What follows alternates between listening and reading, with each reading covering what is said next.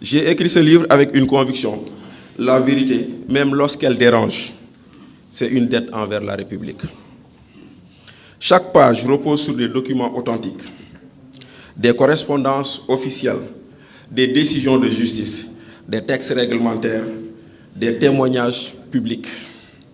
Je n'y ai mis ni rumeur, ni insinuation, ni facilité. Là où les faits parlent, je les ai laissés parler. Certainement que certains se demandent, comme j'ai répété, où a-t-il trouvé le document? Beaucoup de preuves nous ont été données anonymement. Parce qu'effectivement, il y a des Sénégalais soucieux de l'intérêt public, soucieux de l'argent public, et qui voient des choses qui ne sont pas claires et qui, finalement, arrivent à dire. C'est le moment de dire. Et c'est le moment d'en parler. Donc ce livre ne vise ni à fragiliser une institution, ni à condamner des personnes. Il vise à mettre des faits en lumière parce qu'une démocratie respire mieux lorsque la vérité circule. Je souhaite que ce livre contribue à renforcer la redevabilité, non par défiance, mais par respect des citoyens et du sens de la République. J'assume pleinement ce livre et l'idée simple qui le traverse. Les citoyens méritent la lumière au propre comme au figuré. Aveux signés, datés et envoyés montrent comment des alertes ont été ignorées. Parce que quand vous lirez, vous vous rendrez compte ici que la première alerte, c'était le défaut du paiement de la prime d'assurance. C'est comme si Cheikh Oumar me disait, j'ai été prendre une assurance, on me l'a donné, je n'ai pas payé. Or, le code CIMA dit que si vous n'avez pas payé, l'assurance n'est pas valable. Or, ici, on a émis les assurances, elles sont valides, mais les primes ne sont pas payées. Et j'ai adoré la formule de Baba Diallo quand je lui ai dit, mais comment se fait-il que vous n'ayez pas regardé si les primes avaient été payées ou non? Et il m'a répondu, est-ce que le policier dans la circulation, il s'assure que vous avez payé l'assurance pour voir si elle est valide ou non?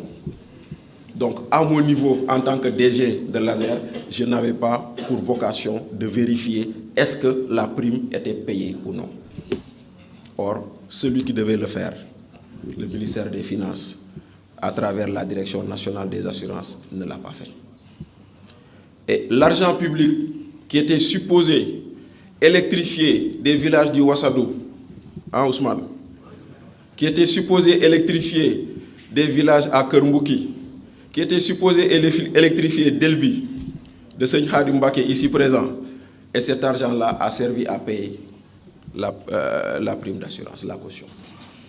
Ça, c'est la première anomalie que tout le monde a vue et personne n'a rien dit. On continue pour nous dire que le marché a été renégocié parce qu'il y avait surfacturation.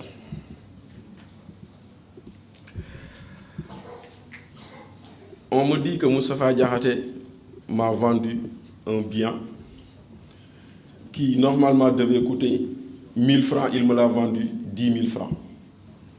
Et au lieu d'amener Moustapha Diakhaté devant la loi, devant les juridictions compétentes pour que les sanctions puissent lui être appliquées, je dis à Moustapha, kaay ñu waxtaan. Donc, on prend quelqu'un pour surfacturation, au lieu d'annuler le marché, on dit on renégocie. Ça, c'est l'autre anomalie de ce marché. Et quand on a renégocié, on nous a vendu un supposé bénéfice qui n'existe pas. Quand vous lirez les explications de Baba Diallo, vous comprendrez que ce qui a été renégocié, c'est là où se situe vraiment et véritablement la surfacturation dans cette affaire. L'autre anomalie, c'est d'avoir ignoré le régulateur des marchés publics. Dans cette salle, il y a M. Omar Sarr que je salue respectueusement. Il a été conseiller juridique du directeur de l'ARMP Il a été directeur de la formation et de la directeur des affaires juridiques, je crois. Il a été secrétaire général à l'APIX. C'est un ancien magistrat et il a pris sa retraite comme inspecteur général d'État. M. Sarr fait partie de ceux qui ont écrit beaucoup de textes sur les marchés publics. Il connaît la valeur de ce qu'est un régulateur. Et pour la première fois dans ce pays, une autorité contractante refuse de déférer aux injonctions d'un régulateur. Et nous l'avons vu dans ce marché. Quand le marché a été porté à l'ARCOP, l'ASER a refusé de répondre aux demandes de l'ARCOP. Dans une administration normale, cela n'aurait jamais dû exister. Et on finit par l'autre dérive, c'est quand le dossier atterrit à la Cour suprême. Vous serez surpris de voir que d'abord, la Cour suprême a statué sur un marché provisoire. Or, la Cour suprême n'a compétence que sur des marchés définitifs, sur des décisions définitives, pas sur une décision provisoire. Ça, c'est la première anomalie. La deuxième, c'est que nous sommes dans un cadre d'un contentieux administratif. Au lieu que la chambre civile et commerciale hérite du dossier, au lieu que la chambre administrative hérite du dossier, elle a été dessaisie au profit de la chambre civile et commerciale. Donc c'est comme si on demandait à un juge pénal de statuer sur un cas de divorce.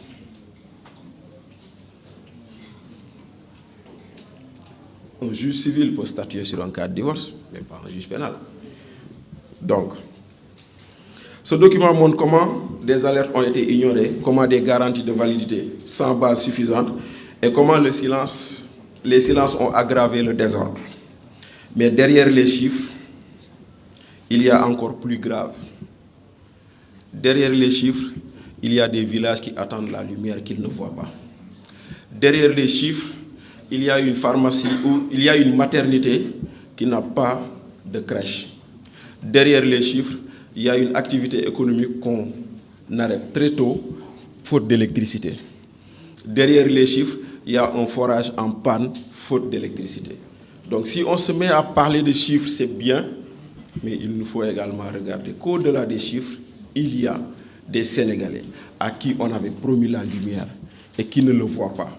Dans un marché qui était supposé durer 3 ans, nous avons fini d'épuiser les 2 ans et jusqu'à présent, rien n'est fait.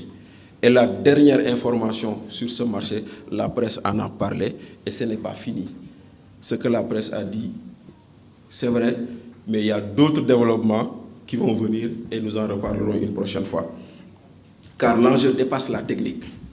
Elle touche à la dignité, elle touche à l'égalité, elle touche à l'égal accès des citoyens devant la République. L'électrification rurale n'est pas un luxe, ce n'est pas un confort, c'est un droit de dignité, c'est une condition de développement, c'est un test de justice sociale, c'est un test de justice territoriale. L'accès à l'énergie est un droit fondamental et un levier de survie économique, non un privilège. J'aime souvent dire, quand j'étais à l'AME, que quand vous vous plaignez d'une facture chère d'électricité, pensez à ceux qui n'ont pas d'électricité. Quand vous dites que la Sénélec nous vole, pensez à ceux qui s'illuminent avec une lampe torche ou avec le feu de bois. Aujourd'hui, je publie ce livre avec humilité et responsabilité. Humilité parce que nul ne détient toute la vérité. Responsabilité parce que les faits réunis imposent d'être partagés. Si ce livre doit servir, alors qu'il serve pleinement, qu'il ouvre le débat, un débat lucide, qu'il impose une exigence de transparence, qu'il renforce nos institutions au lieu de les laisser s'user dans l'opacité et qu'il rappelle une bonne fois pour toutes que l'État n'est grand que lorsqu'il accepte la vérité. Mesdames et messieurs, ce livre est une alerte, mais aussi un appel. Un appel pour une République plus rigoureuse, plus transparente, plus fidèle à sa parole. Un appel à un pays où la lumière n'est pas seulement une promesse, mais un droit garanti. Je ne saurais terminer mon propos sans faire vivre cette parole. Je vous remercie surtout de continuer à croire encore qu'aucune démocratie ne tient durablement sans vérité, sans contrôle et sans courage. Je vous souhaite à tous bonne lecture et nous vous attendons pour le débat. Je vous remercie.